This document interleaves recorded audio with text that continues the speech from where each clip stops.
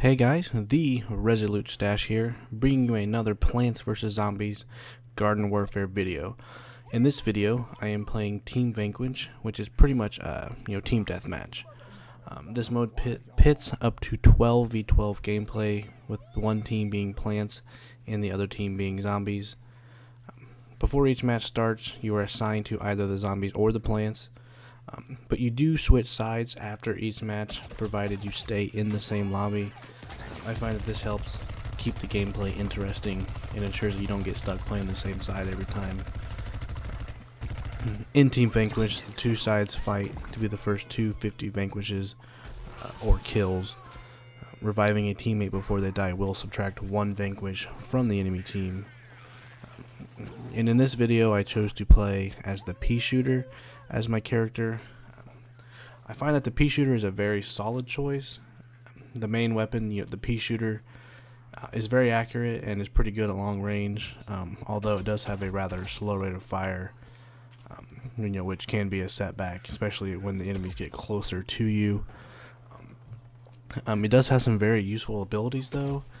The chili bean bomb is very good for dealing a lot of damage to many enemies.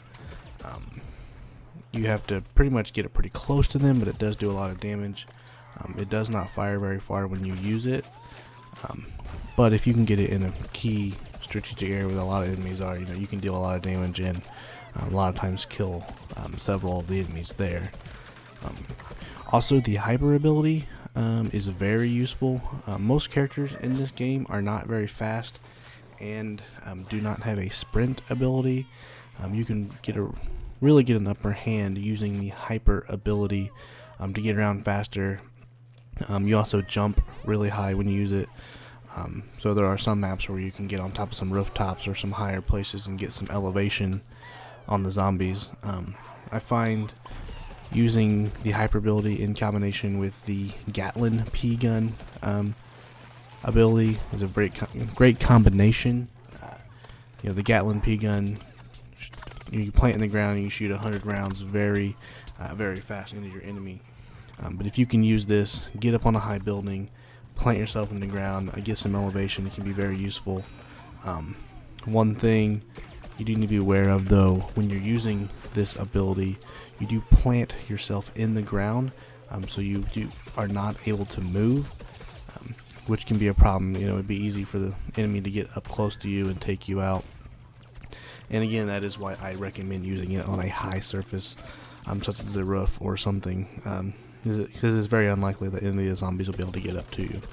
They can still shoot you down, but as far as getting close, it'd be a little more difficult for them. And as I mentioned earlier, the first team 250 vanquishes wins the game. This is why it's very important to revive your teammates whenever possible. Once you die, a timer does start that counts down to your death. If a teammate can revive you before this timer reaches 0, you will subtract a point from the other team. This can be very useful. They can think they have a point and you can just easily take it away from them. You could also choose to respawn immediately after you die, but this does respawn you further away from the action, and you'll take a little bit of time to get back to where all the killing is going on. Excuse me. And very similar to other shooters, you do earn points for everything that you do. In this game, they come in the form of coins, which you use for sticker packs that unlock more characters and design items for your characters. You get coins for kills, assists, revives, destroying equipment, anything you can think of, saving an ally before they die, and so on and so forth. You will receive a bonus for winning the match, which I believe is 1,000 coins. I may be wrong on that. It'll show here at the end of the video. But along with that, I find this to be the best game mode for farming coins so far. A typical match can last anywhere from 5 to 6 minutes, and if you win, you can easily get 2,000 plus coins. If you were playing Garden Ops mode, for example, you could play all 10 waves, which could easily take 20 plus minutes, and you would get about the same amount of coins, depending on if you want a jackpot or anything in that Garden Ops mode. I find this game mode to be a lot of fun. You know, there are a lot of different customization options for the characters once you've unlocked them. You know, it's fun to experiment with all the characters from each side to find the one that most fits your playstyle. But yeah, you know, this video is coming to an end here. It can be a lot of fun. It's a lot more challenging than I thought it would be. But it is a lot of fun. And you can see here we did win 50 to 35. There is that 1,000 coin win bonus.